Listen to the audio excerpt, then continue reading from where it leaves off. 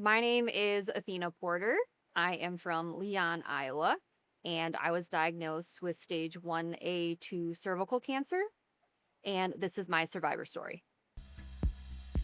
My survivor story started years ago, even though I wasn't diagnosed until 2023. For years, I'd had pap smears come back with abnormal cells and that I was HPV positive. I had a colposcopy done, eventually a LEEP procedure done as well. After the LEEP, it was clear margins for a little while, and then I had a couple of kids, and so I had delayed additional screening. When I finally got back to my doctor and had another exam and screening done, it came back positive again. I was pretty disappointed and devastated, but the doctors were still hopeful that with the colposcopy and monitoring, it would go away on its own.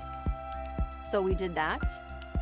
Eventually, it was not going away, so I had a cone biopsy done in December of 22. In January of 23, the day after my youngest daughter's 4th birthday, I got the call that the results came back and they were positive for cervical cancer. I thought since I had known that it could turn into cancer, that I would be prepared for that I would know that I could handle it.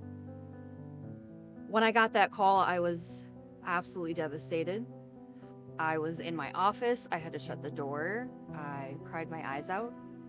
The thoughts of not being there for my 2 young daughters and my husband ran through my mind, and it was a few minutes of darkness for sure. Luckily, I had a very great support system so that darkness and devastation did not last long.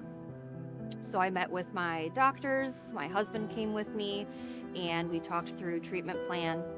My doctors were pretty confident that it was caught very early, and so the treatment plan for a radical hysterectomy was decided. My husband and I were pretty happy with our family, and we decided that a radical hysterectomy was the treatment that was best to make sure that it didn't come back worse. So in February of 23, I had a radical hysterectomy. I had my uterus removed, my cervix, the top part of the vagina was removed, and then all of the surrounding tissue. And so while there are survivors out there that had a much different treatment than I did and a lot more, I say just a hysterectomy, but I know that that's not it. I like to think that I was preserved from more so that I can continue to tell my story. And shortly after that, the margins came back clear after my hysterectomy. During that time, I had so much support from my husband, from my family, and my friends, and even my faith community.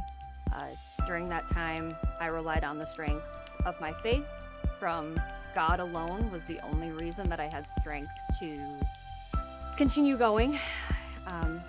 I look back at that time with a lightness, honestly, because of the support that I had and because of my faith.